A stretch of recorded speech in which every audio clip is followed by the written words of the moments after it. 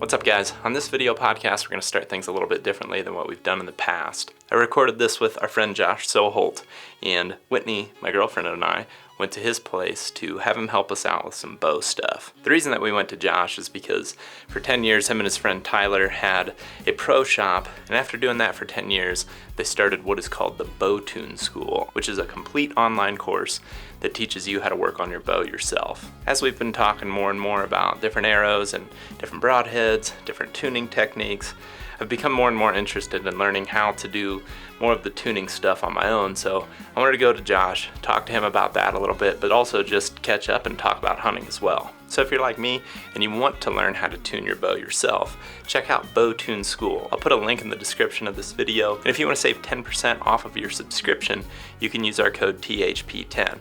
I'll flash that on the screen again in the video, but I think it's just a great tool for any bow hunter. I think it never hurts to try to educate yourself a little bit more on how things work, or just how to fix things if a problem does come up. So at about the 13 or 14 minute mark, we actually sit down and start podcasting, but for the first part of the video, we were helping Whitney get set up with a bow. She's never bow hunted, she's never shot a compound bow, so I wanted to go to Josh, who's a professional, and have him help her get started.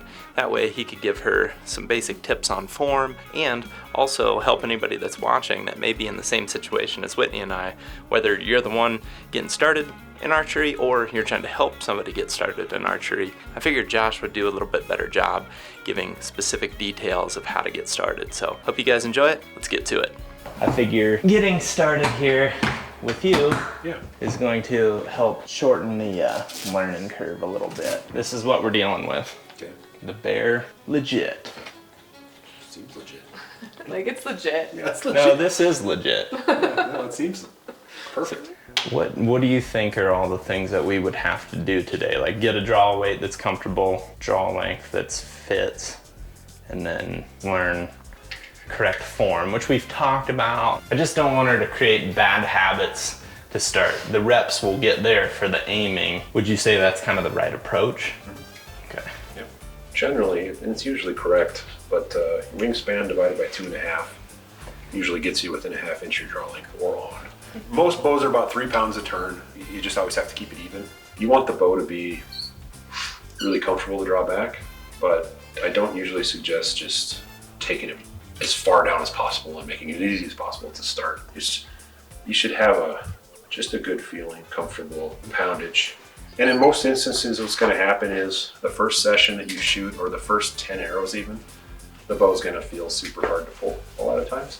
But then by the end of that 10th arrow, your body figures out which muscles to tell to go and which ones to stop, and it just becomes easier. You know, you want to post as much as you can with your arms and pull as much as you can with your back muscles. It's more of a rotation and squeezing your back than it is just muscling with your arm. In time, and as you may need to in a hunting situation per se, there may be a time where you're just muscling with your arms. It happens a lot where you just cannot do that. Yeah, you don't have space. But to begin with, and practicing certainly, just to keep your shoulders intact and everything happy, pull with your back as much as you can. What do you feel like a common mistake that you see with bad habits getting created are? In most instances, it's with your grip. Most people don't start with proper grip. They just choke the bow like they're trying to kill a goose. Yeah. Is that you? Oh yeah.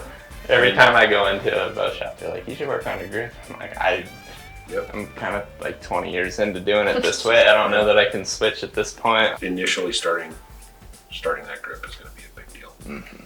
Most people don't start with their feet right, and then it becomes very hard to learn feet. Most archers, they go to the line, they're like this, like a golf swing. The bow's out like this, when you actually want to quarter a bit.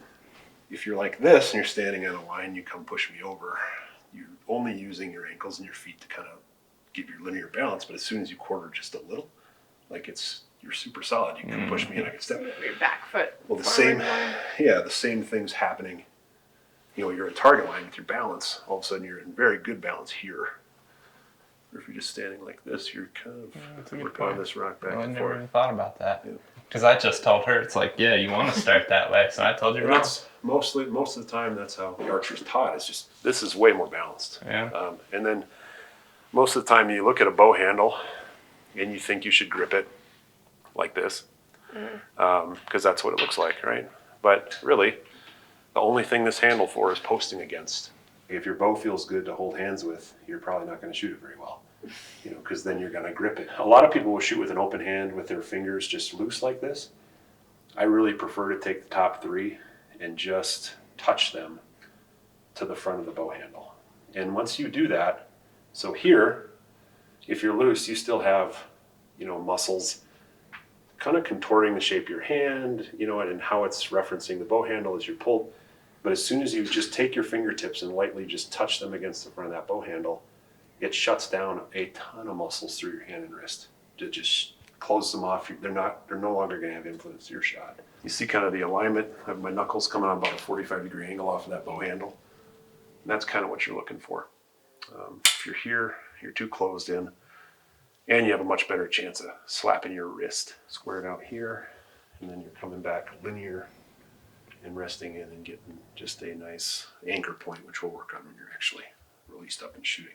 Did you know last year when we were in Montana pronghorn hunting, Sam tied my peep sight in because all of a sudden I got all the way out there and I was like, this thing's moving around. Yeah. And Sam's like, I worked with my brother for, however long. He's like, I know what to do here. And I was like, nice. But like Bow Tune School, that is one of the reasons that we feel that was a really cool product to put out there, because there are like super tiny things like that. It took Sam 3 minutes to fix your bow. You watch Not Module in our class and you're on that hunt and that happens and you're like, dang. And then you just go back to camp and get it back where it's supposed to be and tie it up and you're good. Yeah. Hunt back on.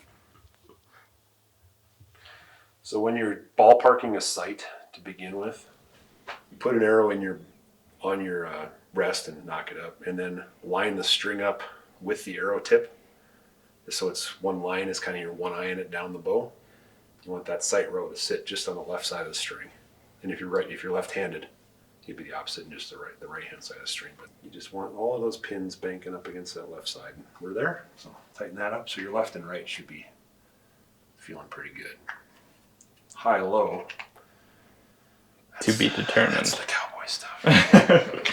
Do you feel like you're learning anything? Well, once the bow's in your hand, 2 will go over it all again. And of course, you probably listen, so you probably know what Yeah, seriously. Probably better than this one. Yeah, well, Definitely better than this that's what I one. was saying. I was just thinking to myself, I didn't pay enough attention, and I was like, no worries, I'm recording. I can always watch it again later. What's your feeling on being sort of forced to take a season gap? I don't know. Can you reflect? Yeah. You can? Uh-huh. Good for you. Reflecting on what I like with hunting, what I like with the videos, what I want to create, and what I want to change with what I have created. That's been the biggest thing. Like, I'm way nerding out about that. Like, I know Whitney's sick of me talking about, like, video style and hunting video style. Like, what's cool and what's not. What bores me, what doesn't. And it's cool to hear you passionate about it, though, because Sure. and prior to, it's been you complaining about like editing and Yeah. stuff. So seeing you be excited about it and doing something different is cool. Yeah. Because normally I get the I don't want to do this. I want to be outside. 7 hours Yeah. and blah, blah, blah. Yeah. I get it. So that part's been fun, and then also just breaking down hunting situations has been fun. That's great. Yeah. So it's not all negative. No. Keep in mind, I certainly have my bad days, and she can totally, back that up where I'm pissing and moaning about whatever, but Yeah. could be worse. Could be dying. Not yet. Well, I am, but, we all are. But Knowing that. yeah. than the rest of us. There's nothing speeding it up yet. Yeah. No, that's cool. I figured you'd have that moment of like, I actually get a little bit of time to sort my shit out here. Oh, yeah. I mean, you go from one thing to the next season, and you don't have time to like watch old videos and just kind of assume it's all the same, and it's not. Like, there's things that we used to do that we don't now, and some of that's good and some of that's bad. Being able to hone in on that is something I don't have the chance to do. The thing is, when you own a pro shop, you get pretty flighty. That flight response is strong. I think, most of it. Oh yeah, dude. You know, like- I can't even imagine. I mean, to the point where I saw a guy stab the back end of an arrow through his leg, pulling it out of a mat in the back wall. And just He went in to wrestle it. He had cargo shorts on. Of course he had cargo shorts on. He goes to this arrow and he's hanging out and he goes, bam! And he stabbed himself right there with the arrow all the way, fletchings deep, backwards into his leg. No. They took him to the hospital, his son did, and they came back to get their stuff because it was scary, you know. And they got him to the emergency room and took care of him and all that. And they came back, and I guess the doc said that the arrow fletching had scooted his femoral off to the side when it went into his leg. Anyway, that's fun to think about. First day archery. Welcome to archery, Whitney. Just be careful when I pull an arrow out. Obviously, that's like such a odd situation. I think that is important, knowing that both ends of your arrows are sharp. My dad always taught me when shooting, when you're walking around with your arrows, just walk like this with them that way, both tips. So then if you fall, in theory, you know.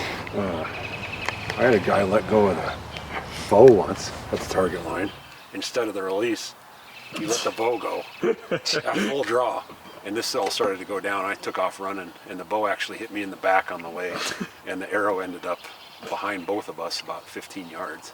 The bow flew off of his face and endoed, hit me in the back. Quite entertaining. Jeez. He bought that bow, which to me, still this day, what about that experience made you think that this was the bow for you? Bounced it off his face once, and then he shot the second arrow into the wall. I'm going back to go hang it up on the rack, and he's like, I'll take it. Take it? Okay. Are you sure? Do you feel like it's already getting a little easier to draw? Yeah, I feel like now that I just understand what that looks like. Mm-hmm. And when you're sighting in, you always want to chase your arrow. So since you're shooting low, we move your sight lower. What? You took literal instruction to that. I did. And I'm not gonna stab myself with Chase it. that arrow. Yeah, you won't ever do that actually now. After that story. So what he was saying is when you're sighting in, you chase it, meaning You chase it with the sight. we move it with the sight. Oh, okay. So I moved your sight now, so your arrow's going to hit higher.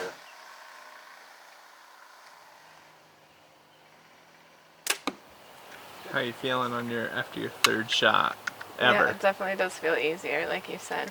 Feel good. I feel pumped. I did it. Mm-hmm.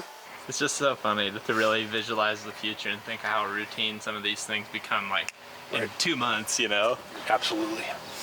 I don't remember a time in my life when I wasn't shooting a bow. Just imagining trying to draw one for the first time is crazy to think about. I know. So when you're at full draw, instead of having this line kind of coming off your shoulder and your arm being at one time, you're shrinking in your shoulder and dropping it like that. You just want this to be one nice little gentle racetrack curve. Okay. Straight off your back. Extend this out a little. There you go, right there. Yep. Okay. Nice. Nice. They're in trouble now. Yep. Hands nice and relaxed. Good shot. It is crazier how much easier it feels just after doing it a couple times. Like you just know what it feels like. What you get to develop into is once Zach and I are here going, change this, look about this, think about this, and you get into actually the flow of the shooting. It's a super relaxing, therapeutic, zen type activity, which is probably the best part, to be honest. But yeah, totally. I mean, I've always enjoyed target shooting, so I feel like it's a pretty similar same idea. Same mentality. You're pretty good at fielding it for being 10 years old. You really are. Yes. You'd be a hell of an infielder. Most people jump the gun. They think they should paper tune the bow the day they buy it or the day they put the string on, but it's really kind of a waste of time. Because within 20 shots, it's all going to change. But my schedule on it is basically full paper tune after the first 200 rounds, or 200 arrows, and then about every 6 months. If you shoot every day, get a string every year. If you shoot a few times a week, string every 2, a few times a month. Probably put a string on it every 4 or 5 years, no matter what. I never know how to start. So other than, what's up, everybody? Sitting here with Josh Soholt, and I guess we're gonna just start rolling here. Let's do it. Yeah, we don't really have much of an agenda as always, but today Whitney and I came here to have Josh be our official bow tech and get us kind of set up on some things. I had to get a new string. Whitney needed set up with a bow, and yeah, it's been just also a really great excuse to hang out. Right. Now Yeah, we're great to have recording you. this podcast. Have you up to the house and get Whitney going and get you a new set of strings to break in. That was great. Yeah. We made a lot of progress in a couple hours. Yeah. So, yeah. Whitney's officially shot a compound bow now. Yep. So brought another archer into the cut. Yes. So, yeah. Yes. And hopefully another bow hunter here at some point. Whitney may have a tag here in the future. So that'd be kind of cool. Yeah. Yeah. It's exciting for me. Yeah. I mean, It's too bad she doesn't have some experienced people around her to help her into the sport. But, good luck to her. Yeah. Right? Right. Yeah. So I guess I am curious to know how you got into hunting and then also how that ultimately led to how you became a bow tech. Because I feel like, I guess for a lot of us that bow hunt, it's something that we consider to like make our passion and our hobby a job, and like kind of that process, and just like about you for those listening that maybe don't know. Yeah. Yeah. So, I grew up in South Dakota and was fortunate enough to have my dad's whole side of the family hunted avidly. And there were some hunters in my mom's family as well, but dad was very intense about it, and, brought Sam and I up to be hunting buddies, and we were always more than excited to partake in that. So that was really my start, like a lot of kids, dad hunted. I think where my journey changed a little bit, people would ask me, what do you want to do when you grow up? And I've never had an answer for that. Honestly, I still don't. But my answer has always been, I don't know what I want to do, but I want it to be around hunting. And since I was a kid, that's been my answer. And I kind of made a college decision. Academics has always gone fine, but it's never been like the champion of my life. It's not a passion. But I can hold my own in a classroom. I'm not saying like whatever. I don't know how I'm trying to say that. Like, I'm not a total idiot, but like school's not my favorite, So my choice in colleges was based on proximity to elk hunting. Yeah. And I can say with total confidence, that was it. Yeah. Like, I didn't have any other agenda other than where can I go to school where I'm close to elk and I can go elk hunting while I'm at school. Had you elk hunted up Never. Before that? You just Never. knew that's just something knew you wanted to go do. I needed to go to the mountains and chase elk. Yeah. It was just in there. And I was thinking of going to Montana or Wyoming, and Wyoming was less than half the cost. Through some scholarships and different stuff, it was like, I wanted to say like $700 more than going in state for me to go to Wyoming. And so I was like, well, that's me. That's where I'm going, Wyoming. Yep. So I went to the University of Wyoming. I was paired randomly, maybe not totally randomly. I think we had both written what our interests were. It was hunting, fishing, and athletics was what we wrote on our roommate cards to be matched for the roommate. And I got paired with Tyler Matthews, who's now been a longtime business partner and hunting buddy for the last 20 years. Isn't that crazy? Really crazy. But we showed up. I drove in from South Dakota. He had residence in Wyoming, and I showed up. All his stuff was there, but he wasn't. And went through a couple of days, and he drug himself in on Sunday night at about 9:30 p.m., covered in dirt, in camo, hiding his bow to haul it up into the dorm room because we weren't supposed to have him in there. And he had been elk hunting all weekend, bow hunting elk all weekend. It was opening weekend. He had pulled a very coveted tag in Wyoming that we both wished that we could go back and do over again once we actually knew what we were doing. Yeah. But he had been back from that, and I said, my name's Josh. He said, his name's Tyler. And we explored the world in the wilds in a way that was incredibly fun and super adventurous. And neither one of us had really had an upbringing into elk hunting specifically and really the nuances of those animals in that sport. So it was he and I hacking it out, having all of the motivation possible and none of the experience or knowledge of how to do it really, other than maybe what we read in some magazine articles and books. Hunt media was nothing at that point. This was 2002, and it's not like tremendously long ago, but it's long enough ago that resources weren't available like they are today on what in the world you should do and what you shouldn't. So our solution to that was physical punishment. We would wake up, hear bugles, scare elk, and then basically do Tai Chi all day through the woods, still hunting, trying to come up on elk bedded. Tai Chi, that was basically, it was like Tai Chi in motion. It is. I went from a 210-pound high school football player to a 170-pound back for Thanksgiving elk hunter. I lost 40 pounds in the first 3 months of college. That's crazy. It was crazy. Going on Snickers bars and a couple bagels we stole from the college cafeteria and donating plasma for gas money. And I'd won a Coleman tent at my senior party. That was our camp. This was our journey into elk. It was super, super just bare bones, grassroots, 2 kids hacking it out in the wilderness of Wyoming stuff. Totally fun. Sorry, I sort of elaborated my story here, but it was just, that was really my big hooks into Western big game. Tyler did end up shooting a bull that year. I didn't have a tag. I didn't grab a tag my first year. Wanted to get the lay of the land. He did shoot a bull that year, and we just hunted and fished and hardly passed our first year, but made it through to be able to go the second year. But pulled it back together second semester to come back. And then I pulled a tag my sophomore year, 3rd week of the season. Tyler called a bull in past me. I shot it at 7 yards, full bugle. I was never the same. And the amount of just energy that was there, I pulled back, and I could hardly get myself to pull my bow. I was so fired up. This bull just leaned its head back to bugle, and I remember mentally saying to myself, pull the bow back. And I did. And I just swung and kind of duck shot this thing basically, because I kind of came out of the wing shooting world growing up, but it was right. I mean, it was quartering away, last rib, front shoulder, the shot you want. And the elk was dead on his feet on top of this logging road actually, and I was so fired up it hadn't fallen down yet. I was trying to rip another arrow in my quiver.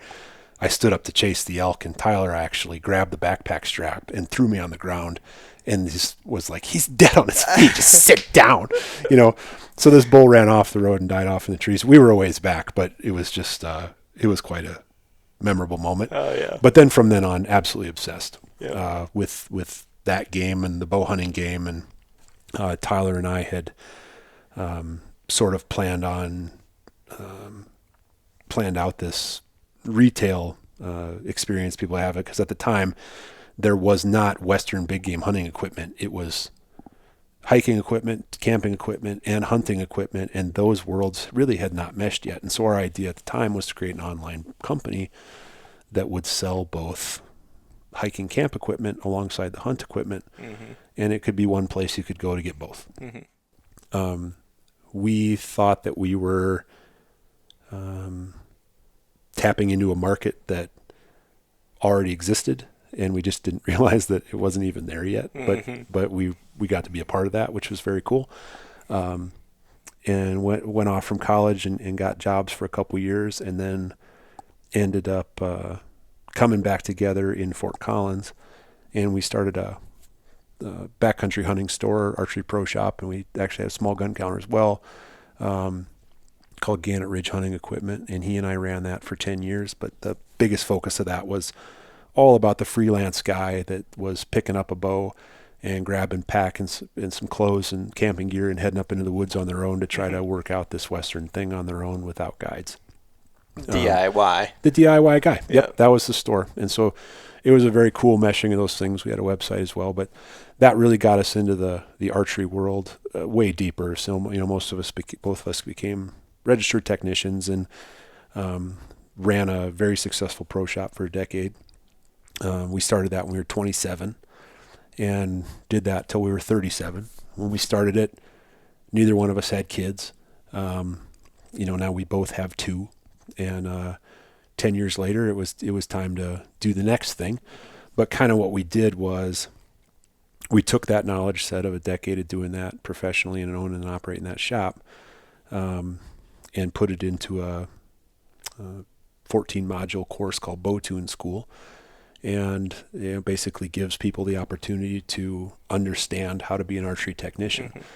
And I can say with absolute honesty that what we present in that course is just an A to Z organized way of taking a bow out of a box that's brand new, changing out the string if you want, taking it all the way through broadhead tuned, all of the accessory attachment, all the different tuning that you're going to need to do in that course. And it's certainly a lot more training than we received when we went and did our course. It was a long weekend with a bunch of other people in the room, and there's only so much material you can get through in that time, but we really got the full spectrum of information that a person would need to kind of take a bow in the most linear way from new to totally tuned out, be able to fix all the problems in the field that you may have. But yeah, we're super excited to be teaming up with you guys and offering a code to the end user. I don't know if this is the time we talk about the code or not. Yeah, throw it in there. Okay, but yeah, if you go THP10, get you 10% off our course. We can even pop that right there. Yeah, and Booyah. with that comes a pack press and starter. If you pay for the course in full and up front, comes with a pack press and a little starter archery tune kit. And it's honestly, you wouldn't want to start a pro shop with that equipment, but if it's your bow and you're doing your stuff, your family stuff, it's absolutely everything you'd need to, with the training we provide in the course, everything you'd need to do that effectively. So, yeah. Well, and the reason that, like, I don't know, months ago, I don't even remember when it was, probably over half a year or up to a year ago, when I was like, hey, Josh has got this bow tune school thing. We're talking about tuning your bow all the time. Like, it just makes total sense. And I think that some of the things that helped me, like I've explained today, I guess, is there's been little things in the field, like when Sam tied my peep sight back in. That was something that, had I just known how to do it and not taken for granted all the things that I've had done at a actual shop before, then I would not have as many issues, or my issues could be resolved much quicker or without making me lose time in the hunt. And I think that it's just recently become more valuable for me to learn these things as I start to travel more and find myself like looking, you look at the map and you're like, well, I'm hours away from a bow shop. From anybody that's going to know what to do with that. Yeah. And the other part of it is too, and part of what makes us happy about offering this is, a lot of times people don't get to do it like you and me. It's not a multi-state, multi-situation year where you just, because professionally what we do, we get these opportunities. A lot of times it's a big deal. It's one trip a year, maybe, or one trip a decade. Yeah. But if you know how to fix this little stuff and not waste a day of that 8-day trip that you've been working for 5-10 years to accomplish. I mean, that's a big deal when you go, okay, this is a 15-minute delay instead of a burned day of this experience that at times is once in a lifetime. It makes sense to understand what you're looking at. It could be multiple days if you're way back in, hiked a day in, and then you got to hike a day back out plus the drive time. I mean, there's all kinds of things that could make you in an instant lose a lot of time. Yeah. And time to actually get it fixed. But the other side of that is the confidence in the fact that you believe it's still going to operate correctly because you understand the mechanics of it. And you can just make that tweak and go, yes, that is correct. And I'm confident that I'm still going to hit my target. It's worth a lot. Oh yeah, that's about as valuable as it gets in hunting. Yeah. And I just think that as we've learned more about the little things and the little details and how much you can just tinker around with stuff, and we're promoting that with testing different broadheads and arrows and all this, to me, there's just so much that you can learn if you do something like the bow tune school, and it's all stuff that is going to ultimately make us better bow hunters, really. Yeah. I really do believe that. 100%. Another thing that was interesting to me is the perspective that I just had recently of some friends that I met in Minnesota, Mitch and Tate. Yeah. They don't have a bow shop in their town. They have to do it themselves. And their grandpa was, a long time, like bow hunting, way, way back. So like he had a lot of experience in those things and taught them a lot. But that's a perspective that you don't think about. It's like how far you'd actually have to go in some places that you live in. Yeah, some places just don't have a bow shop. Right. I've taken it for granted my whole life, you know. Right. That's it. And just to be more honestly well-rounded and well-versed in your hunting skill set, you know, and I think that it's fun to be the buddy that knows what's going on. Oh, yeah. You know, and that's another part of it, is being able to help your friends. Yes. As long as one of you in the group kind of knows what's up, you know, you can aid your friend and save their hunt and do all these, you know, and kind of be that guy, you know, and that's kind of fun. Yes. You know, and totally rewarding to be able to keep a buddy in the game, you know, and not have things be a big mountain, just a little molehill instead of a mountain. Yeah. You know, but yeah. Dude, this brings up a hilarious story that I don't think ever has been on any video or anything. And I have to tell it to you just because it's such a stupid, but somehow we made it work situation. So we're way back in there elk hunting, and my friend Ben had a tag, and it was like, probably, I mean, we had hiked all day to get up to this point that we wanted to kind of focus in on. I take this picture of him, and he's holding his bow, and he's so happy, but he's flipping the bird to the camera. Just total, you know, one of those total joke situations where you're just goofing off with your buddy. Yeah. The picture's hilarious because, come to find out, about 20 minutes later, we walk down the hill, and I look at his bow, and his sight is just sheared off. Just like completely, perfectly broken off, but perfect, like to the point where if we can find it, we might be able to just slap it on there. Wow. And I know it's, you know, you're thinking about that. You're like, how could it ever? But somehow it broke right on a seam of some sort. Yep.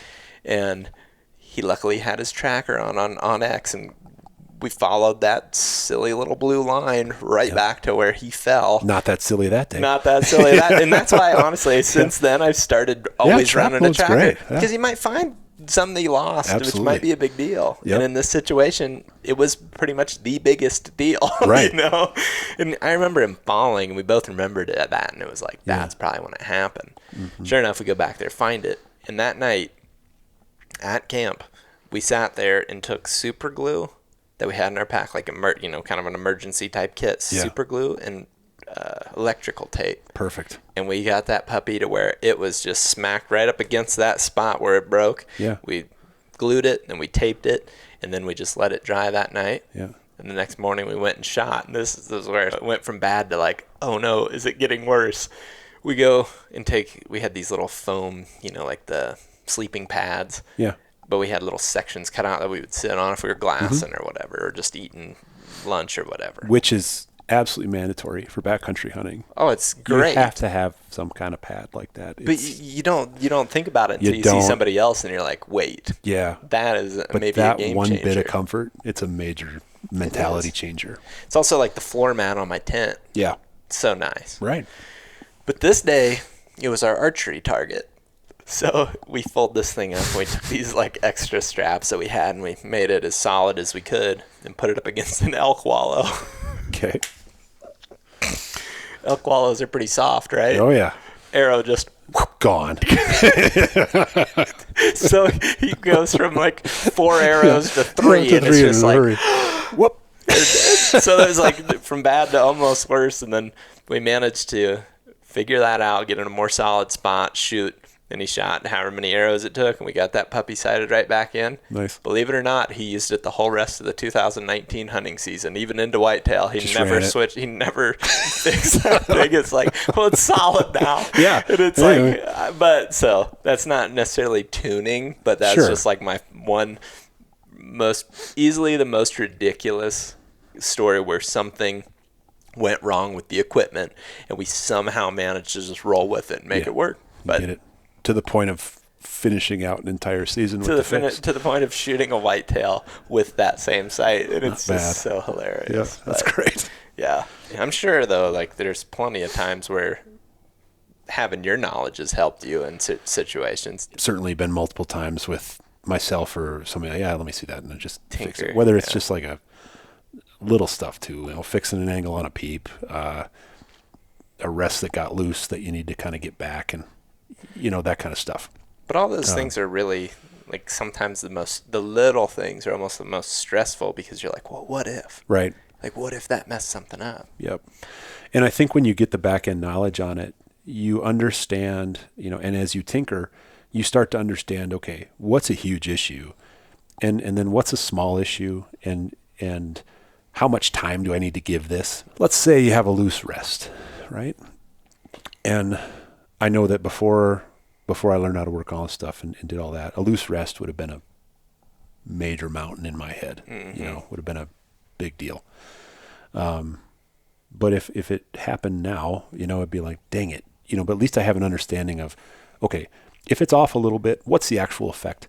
What is this going to totally ruin my day, or am I going to hit what I'm still aiming at, even if I'm just kind of close, and those kind of educational type things that you can start to compartmentalize the,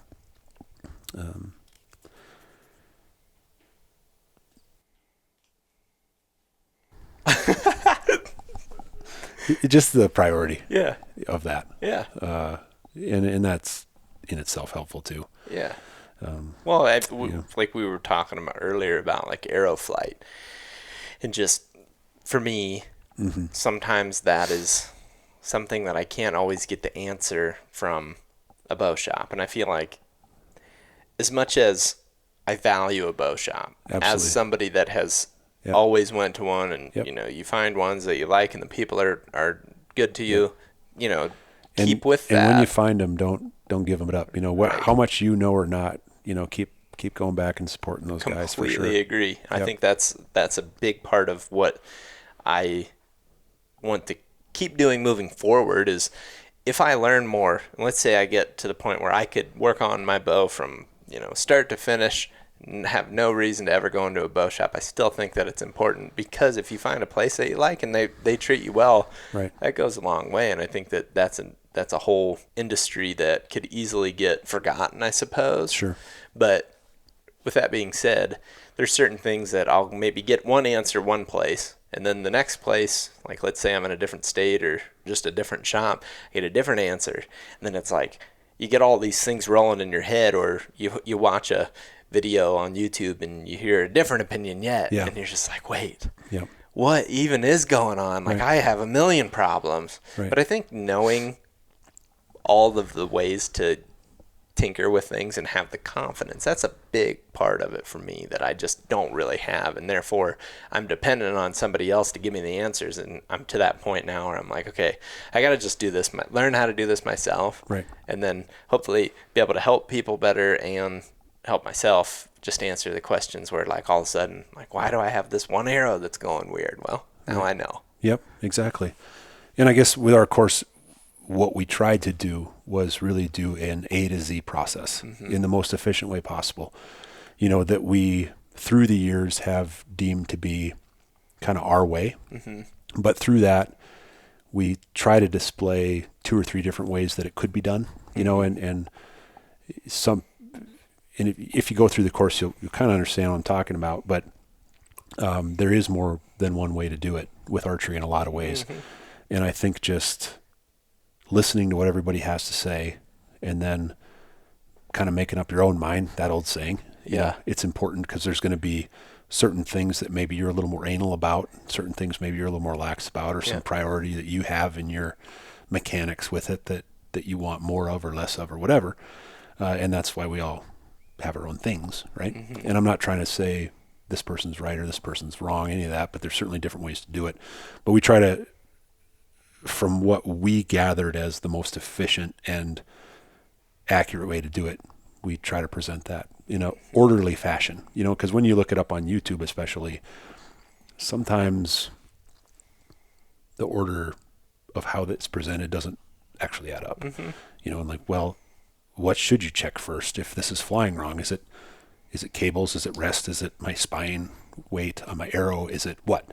My hand? And we kind of try to flesh out and clear up through the fog.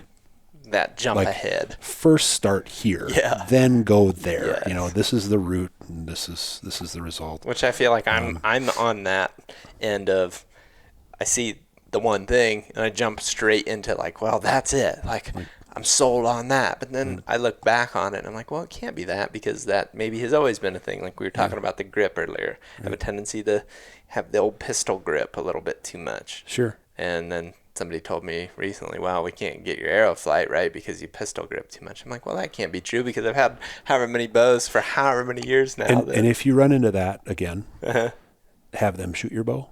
Say, okay, you shoot it. Yep. And watch the arrow. And if it's flying perfect, well, then maybe it is you. Right. And if it's still wonky, well, it's the bow. Yeah. you know, like you run it through paper and tell me. Yeah. You know, sure. And that's not a bad way to sort of break through that piece of information.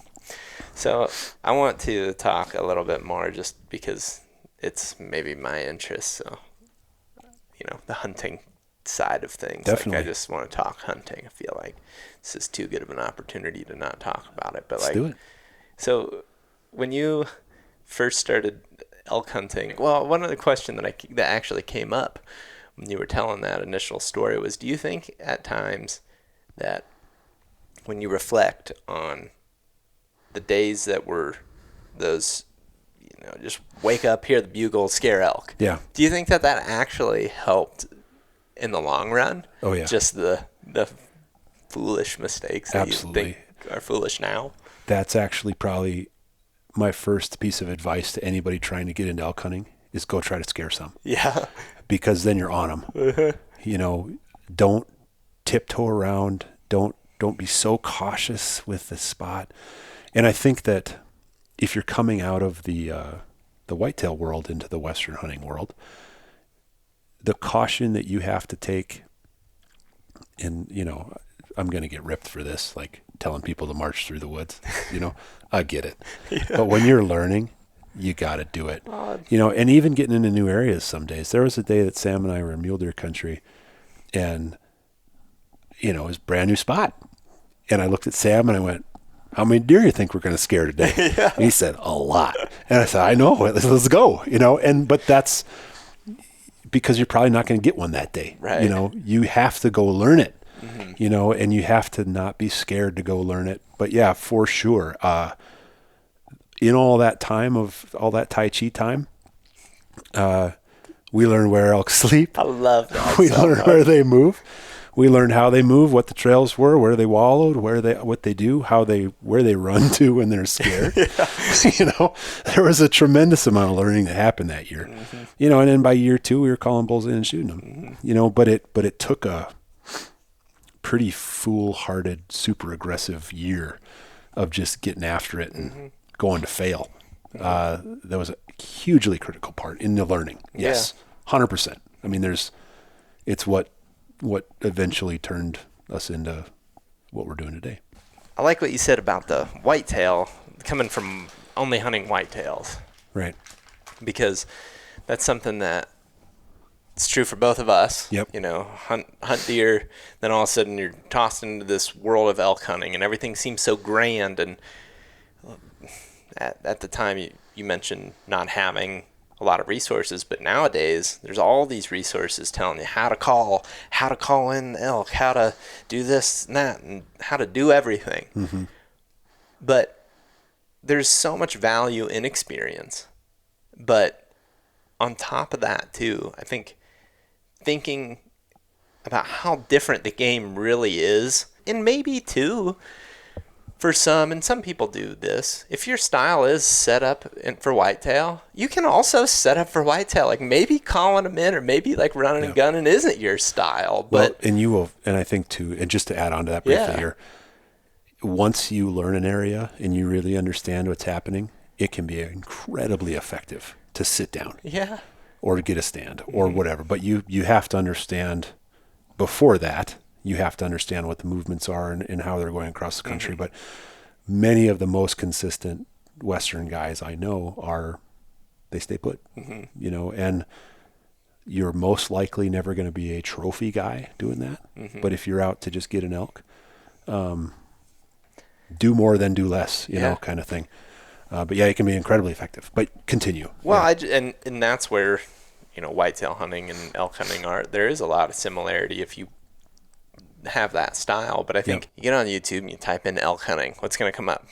Born and raised Corey Jacobson, maybe occasional THP video. What do you see? You see guys ripping calls and being super aggressive with calls. So then I think automatically, which is a ton of fun. It is a ton of fun. It's super fun. Yeah, the engagement is absolutely a riot. Absolutely. But imagining a guy, for example, that only ever hunted in a tree stand, and then just be like, yeah, here's a mountain bigger than anything you've ever even seen. Go try to call an elk in that stuff. And if you've only ever hunted in a stand, like that's going to be different. And like to your point, if you don't go make the mistakes, then it's going to be really hard to just have success doing that. You have to try, and you have to fail, and you have to push the limits a little bit. And if you're Tai Chiing when you should just be bulldozing, right, then it's going to be hard to get to that point. And I just think that that's going to be a common mistake for most people, is they're going to start to tiptoe. And I talk to Hayden on the phone a fair amount. Yeah. And I get to, sometimes just rolling on a topic, and all of a sudden I was going on and on about elk calling. It's like, I think it's so easy to think that you should call every elk in every situation. It should be that way. But at the end of the day, too, man, if a bull's bugling, just cut the distance. That's right. Like, just go to him. Yep, he's giving you his location Exactly. every, 5 minutes, 2 minutes, whatever. I know a couple of pieces of information that helped me in making that transition. One was stop thinking about them like deer and go turkey hunting. And that can be helpful, is the mentality you go about it. Think of giant scale turkey hunting. Yeah. And do it that way to start. And the other one is that you're no longer hunting a whitetail that's a habitual creature that's typically has a house. He has a place that he eats in the kitchen. He's moving between these 2 points most of the time, certainly with exception, but that's what that animal does. It's a loner. You're hunting a herd animal that's moving over the country. Everything's changing around it all the time. It might have a cycle of places it's going, but it's not an A to B situation. It's a roving herd animal that is changing its location based on resources available. And when you kind of change your methodology of thinking a bit to transition into that direction, you'll become a lot more successful. But I know that was a piece of information that hit me from somebody about year 3 of my journey into it. And it really changed the way I thought about it instantaneously and helped me a lot. Yeah. But yeah, I don't know. I end up going there just because I love it, but we don't have to talk about elk either. No, I love. Yeah. It's hard not to talk about it, honestly. Sure. It gets in your blood. It certainly did mine. Yeah. Yeah. Because I'm 4 years into it now. This past season was our 4th year doing it, and it's just crazy how much you learn and how much you look back on. Year 1 we were doing this one thing, and then year 2 maybe we did a little bit more, a little bit different, and then year 3 things change again, 4 change again, and it's just so interesting to look back on some of the things that we do. And I would always say, and this is just my style, so always take this for what it's worth, I guess. More aggressive is usually better. For me, at least. I can't ever really look back on too many times and think, man, just really playing that one safe was really worthwhile. Sometimes it is. Sometimes you find that lights out spot, and like you said, there is a time and a place in all hunting, whether it's whitetail, turkey, or elk, that sometimes you just got to post up. Yep, shut it down. But that being said, it's like if he's bugling out there, that's just so funny to me. I look back and I used to just always want to bring him the whole way instead of just going to him and cut that distance, then try to maneuver. And that's been kind of the last couple of years thing that has changed for me a little bit, is if I can keep cutting the distance without making noise, I'm going to do that until I need to make noise. Is that something that you feel like you agree with or have learned, or is it just a style thing? I think, certainly it's some style. Yeah. In the chess game works incredibly well for some people, and a lot of people, I should say. I think you and I are a lot alike in the parts of hunting we enjoy. When it's all just going strategically perfect, I don't want to get in trouble from people that's saying it's a little mundane, but it feels a bit mundane. Yeah. I think the the run and gun on the ground with the animal interaction bit, to me, it to kind of put it in like an athletic term, it's like a broken play. You know, and you go from running the play to playing street backyard ball. You know, and like some people are really good at that. You know, and some people just aren't. You know, like it needs to be more framed. They got to run the offense. You know, I love broken plays. Love it when it's just QB. Former QB. At a point. Yep. At a point. But I love it when it's just like it all went to hell, you know, and you have to perform in that space. For me, I'm never more focused. I'm never more excited.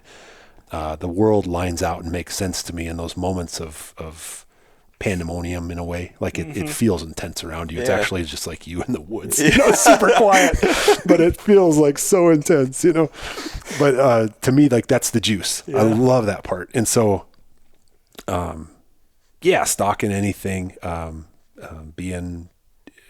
in an interactive way with the animal and moving in and being aggressive and getting after it. That's certainly the part that I love. The juice just goes way up for me. But it's also important to me, and I think you too, that you want to succeed and you want to improve and get better, right? And in that space where the world is kind of feeling crazy, and it's just you and what the choices you make and the motions you make to try to accomplish this goal. There's just something really special in that. It's like a talent set that you have to work on and go through a whole bunch of broken plays, you know, to succeed often. You know, but that skill set is a very important skill set. And I know that you love to do that kind of stuff too. And so I feel like you probably agree, you know, in that way. I've never thought about it that way though. But a fluid thing. Yeah. Yep.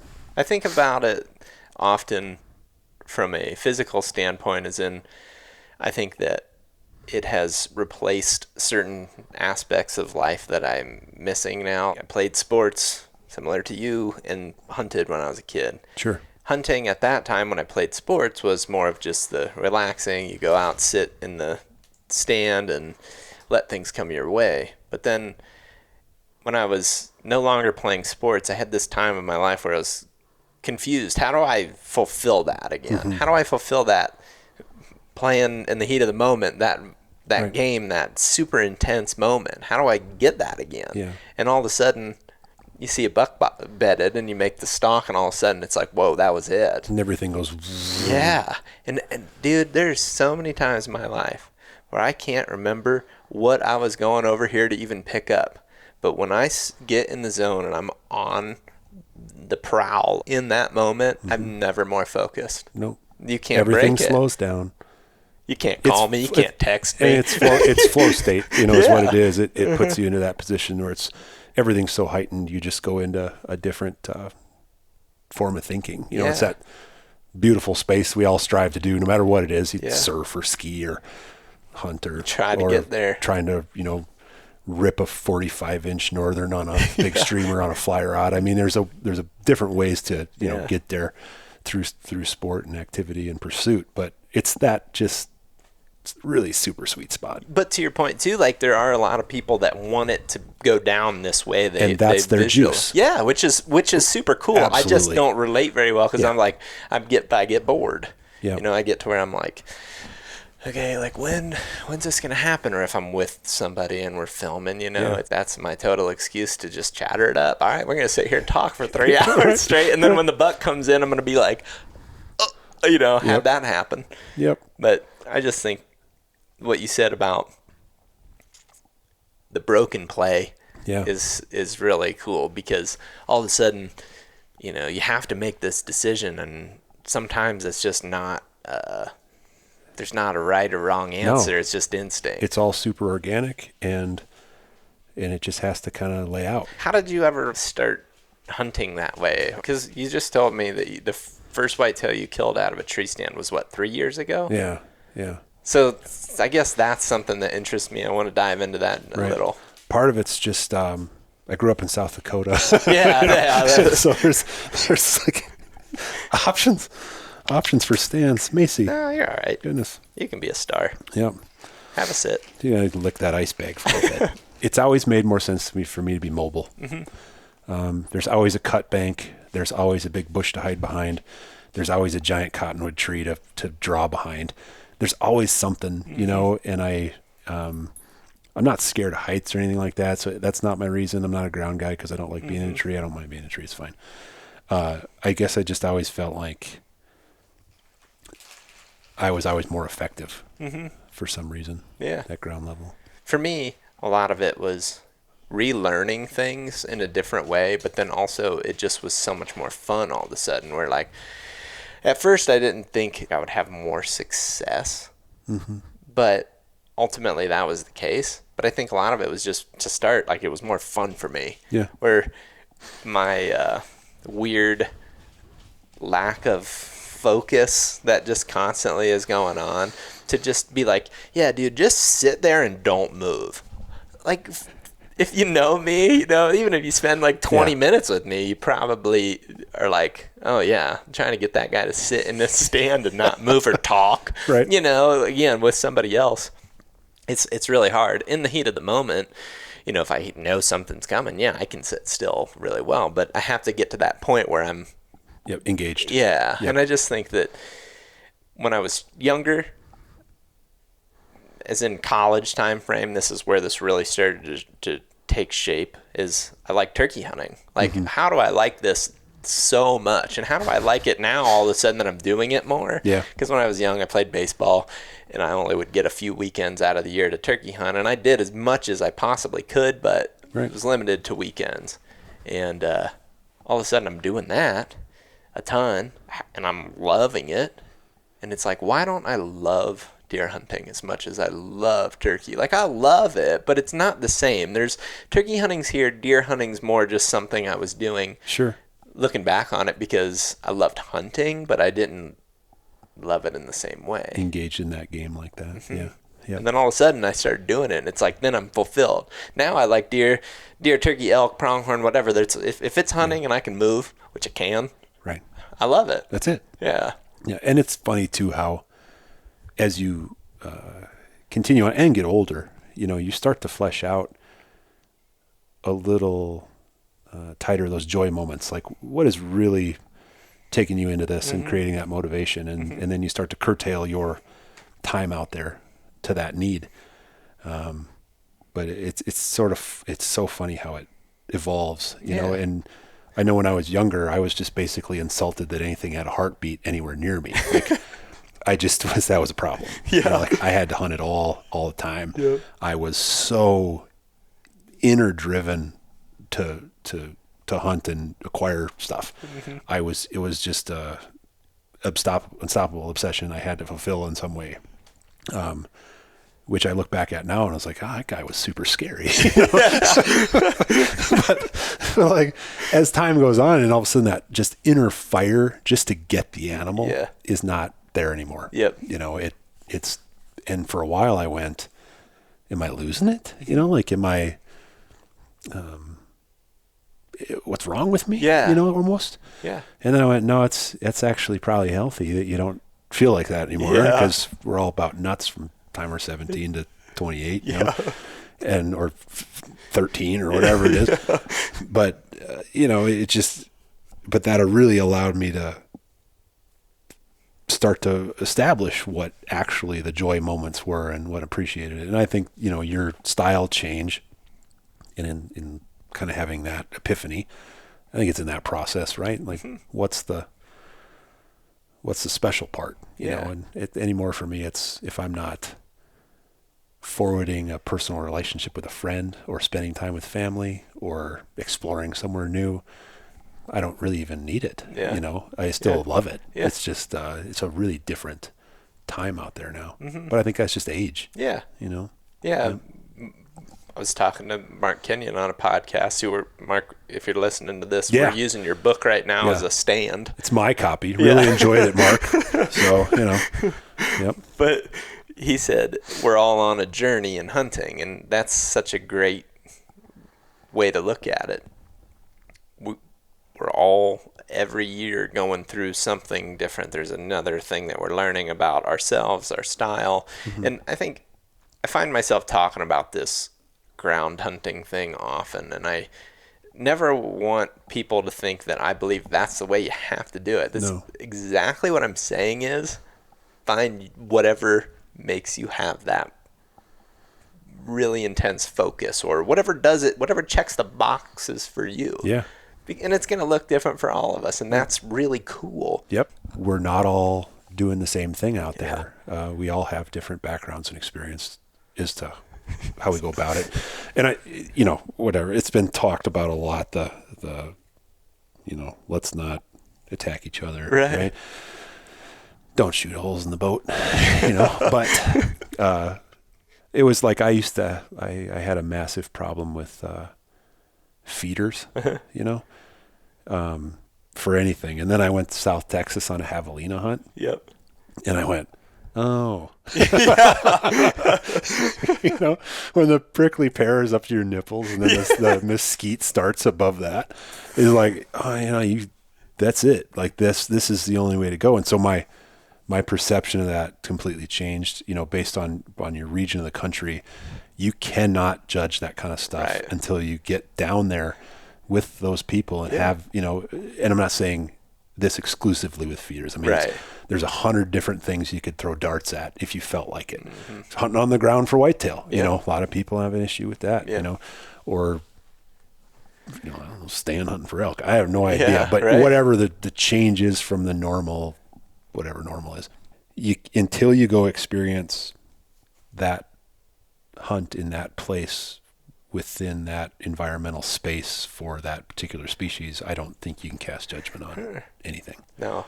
And that's one of the things that is so valuable about traveling around is you get to experience those things. Right. And you can say, okay, now these things make a little bit more sense. Where prior to that, it's so easy to be like, well, oh, that's not hunting. That's cheating. Yeah. Well, I wouldn't do it that way. Well, you might not. We don't have to. That's the other great thing. Right. It's like, do it how you want, man. Well, and I think when you look at it like the norm, so many things with hunting, there is a normal way to do it. Yeah. And I used the reference of, typing in elk hunting earlier. You type that in, you're going to see a pretty one way of doing it type of deal. Yeah. But I like to just take those things. And this is also something that I enjoy. I just like to I don't want to do that at all. Yep. I don't want to do that. And that's how I also started whitetail hunting off the ground is, I don't want to listen to the rules anymore. I don't want to I don't want to look at the barometric pressure and decide that this is the day I'm going to go in October. I just want to go hunting. I just want to see it and go get it. Right. And try it. And if I fail, then what? Then I just don't do those little details. I'd switch things up next time. Usually can't get them from the couch. So you might as well be out there in the woods. Yeah. Unless, you're in one of those spots where you can get one from the couch. I mean, that exists, but not where I'm at, Tell me some stories of a really memorable hunt and something that, is special to you. I'm sure there's plenty of them, but something that just jumps out as far as, I don't know, it can be elk, it can be deer, it can be anything. I just like hunting stories. Yeah. So one story that I think is kind of funny was a pretty good mule deer that I killed a few years back, and it was Tyler and I were together. We had planned to hunt for 7 days, I think, and day 5 rolled around and things at home needed to get attended to, and it rushed us. And we had spotted this deer we had seen him, and actually Sam was with us too, and he had spotted the buck. We were about 3 miles from it through a spotter. We had no idea what his horns looked like, but we just knew he's got a big body and he's certainly a buck worth going after, and we hadn't really found anything else. But to get to him, we had to mountain bike 3.5 miles and then hike 2. And this is last evening. Either we get him or we go home. Really? Never been in the area at all, And I didn't have any time to set up on this deer. We kind of knew where he was. We figured he was on this bed at the bottom of this face. So we bike in and we go down this, and it's kind of a lot of cliffed out stuff in this area and whatever. And at one point, Tyler went out in front of me and was going down this ridge line. And I just remember he got out to the spot where he couldn't really turn around. Like gravity was taking him off this cliff. And he turns around and he looks at me and he just shakes his head like, nope. Don't do that. He just disappears from sight, sliding. And I'm like, all right. And so then I find this other way around and I meet him at the bottom and he's like, oh my God. He's like, that was so intense. I was like, yeah, I wasn't sure what I was going to find down here, like you in a pile or whatever. But he's like, yeah, he's like, the hardest part was he lost a tripod on the back of his pack for the spotter. And one of the legs loosened up. And so he's like hugging this cliff basically of sediment, sliding down this 100-foot drop with this leg coming out of the tripod, trying to kick him off the hill. Yeah, I was going to say, probably trying to get into his bike spokes. And so like, this is the approach, right? And we meet back up and we get there and I throw on some sneaky feet and I slammed a heads up mule deer doe decoy in the front of my bow. And, we kind of get in there and Tyler goes, well, what's your plan? I goes, I'm going to walk in there like I own the place. I'm going to shoot this sucker. And do you know he's bedded at this point, or do you have a pinpoint on him? Or figured he was in this bottom. He's in a general It was a great vicinity. big shady spot. It's the last place we saw him at about the time they bed. I mean, all signs pointed to this deer's here, but had we laid eyes on him, no. Mm-hmm. And so I go creeping in, and what's his reaction to you saying that? Is he like, it's like another day at the office? He knows me. Like, sounds like Josh doing. It was what I remember of it. It's like, okay. I mean, probably what he was thinking was, well, this is going to end quick, and then we'll walk back. After almost dying coming down this cliff, he probably figured I was going to go bugger this thing up, and. And what's your confidence level at this point? 100%. I was going to kill this buck. That's the only thing in my head. You really were like dead. You knew that was my mentality. I didn't know anything, but that's how I went into it. Yeah, it's like that's good. Full confidence. Yeah. I'm going to make this happen. Yeah. If he's in range, I'm going to get him. And 90% of the time, that's not how it goes. But that's how I feel the approach should be. The reason I ask, is because I think if you don't have that mentality, then you're It's a lot harder to pull off. I was going to proceed with that mentality until forced to think otherwise. With the deer running away with his tail up and me screwed. But so went in this little pocket and I peeked over one little hill and I saw the deer that he was with. There was two deer when we were glassing them. And this was very much the smaller one that I kind of bumped a little bit. And then I looked up and I just saw that big guy, his butt kind of going out around a corner. And I just took off running backwards and I ran sort of along this grassy hill and then up the hill to the top because I knew he was just going to try to drain out this little top. Because you think he's escaping at this point. Yeah, like he knows something's up, but he doesn't know it's exactly, you. Didn't know it was me, And so I get to the top of the hill and I just remember consciously thinking, trust your rangefinder and trust your pins and take the shot. I kind of said that to myself as I came over the top of this hill and I had my rangefinder up and I pinged him. And he was just doing the move you thought and you just perfectly cut him off. He was there and cut him off. It was a poke, but I trusted everything and I just dialed the sight, pulled the bow, fired the arrow, waited, and it hit. and I knew like as soon as I couldn't tell exactly where I'd hit him, but when you know. Yeah. And I knew that he was done. And he went blowing around this hill like a deer that's going to go down. And he made it around one corner and piled up in this drainage and it was just a special hunt. At that point, you probably didn't even really know what he was. I knew he was a good one. Yeah. But I didn't realize that he was a really good one. Yeah. Biggest one to date for me. But it was a super special just moment in time with Tyler and I, and it was a hunt that I like. You know, it was super way in there on a hope and a prayer. Just went for it and didn't say no, said yes to everything, and just did my best in the moment, and it all worked. Yeah. But that was a cool Definitely check the boxes of what you want. Exactly. But it's that sun setting with the rack on the pack and, towards the end of the pack out and then bike out, headlamps and stuff, and just absolute dog tired when you get back to the truck. Levels 2 type fun day. Yeah. And with the forced time actually, truncating the timetable of the entire hunt was what triggered that necessity to just go completely full commitment on this deal. It's kind of like what we talked about. Yeah. It's that if something starts to go wrong, sometimes that's the catalyst to success. It's crazy. It is funny how sometimes we don't always have the confidence or whatever until something goes wrong, and then it's like, hey, it's all or nothing right now. We got to do this right now. Yeah, it's just zero space for saying no. Mm-hmm. Yep. What are some of the things that you feel like are major takeaways from it, as far as other than that? I think that maybe don't pay so much attention to the timetable. Yeah.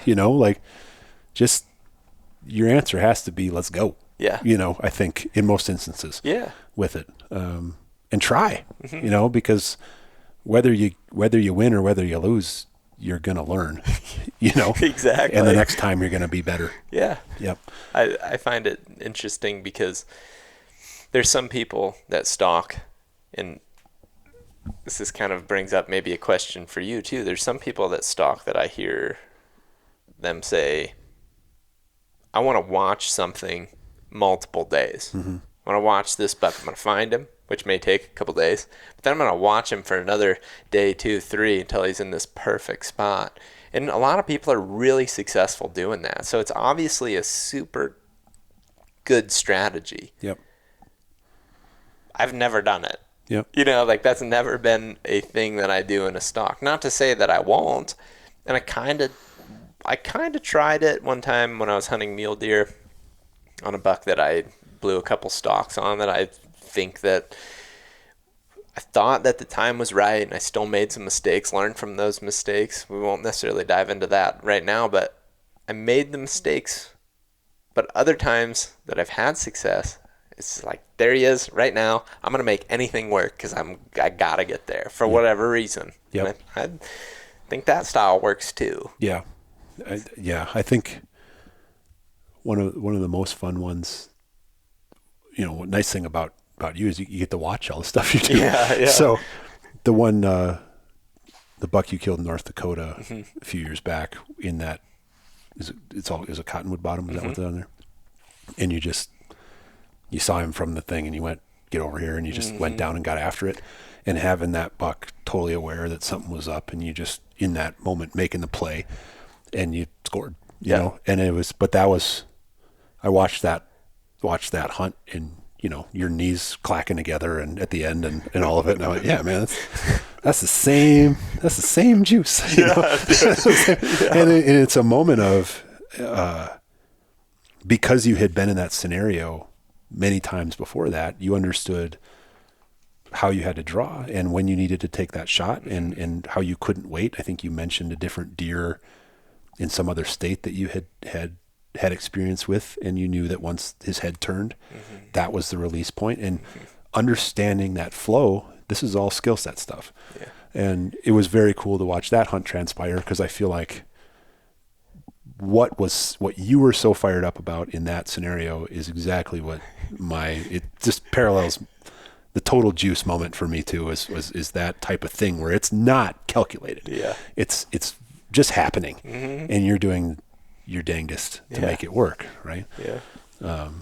That was really fun to watch. Yeah. That's one of my favorite ones. And I feel like the thing that I always try to tell people or friends when I'm talking about that story is there was something just definite about that. Like, I purposely in the video, and if anybody ever watches it again, I purposely left this breath in the video on my mic, because it was a moment for me that was like, Yep. You're gonna get him. Like, in that moment, there was so many things just like cleared out of my brain. kill this buck. Yeah. That's it. He's the one. And doing that, I put it in there. It means nothing to a viewer. Sure. But it's something that's memorable for me is that moment of like, clear your mind, go get him. Nice. Yeah. Which is fun to sneak that stuff in, I suppose. Yeah. Yeah. Oh, totally. Cool. And I mean, I can go back and watch that when I'm, hopefully when I'm, decades older than I am now and be like, hey, that was a pretty cool moment. It makes me feel something to this day to think about it, that moment, how special that moment really was. And it just, I don't know. To me, it checked the boxes. Yeah, that's it. Yeah. The stuff that you value, that wow period. That's it. That's cool. Well, I think we ought to wrap up. Okay. People are getting home. We don't want them to have to be too quiet. Yeah, so man. we'll wrap This up. has been And fun. honestly, for those watching, check out Bowtune School and also Public Land Tees. If you haven't picked up on it, this is Sam Soholt's brother. Yeah. And they do Public Land Tees. We do. I guess give that a plug here. Yeah, absolutely. Sam and I started Public Land Tees a few years back now, and basically it's a lifestyle hunting company, so shirts and hoodies and that kind of stuff. But $5 from everything we've ever sold has gone back to public land access and habitat enhancement. So yeah, go check out. That's sweet. Check out that. It's been a lot of so fun. cool. We've been able to be a part of some real worthwhile projects, and are always looking for earmarked projects within conservation organizations to forward our opportunities as hunters and give us more ground to tromp over and better ground, quite frankly, to tromp over. Yeah, so for sure. to have more of these moments. That's it. Yep. But that we all just love in our own way. So for sure. But and thanks for helping us out and everything. And I think we're going to have to do some more podcasting in the future. Josh and I just have too good of conversations about things that I really enjoy. So I guess whether or not y'all like it or not, we're having a good time. Yeah. So, hopefully it translates. Thanks for watching and listening, everybody. We'll catch you on the next one.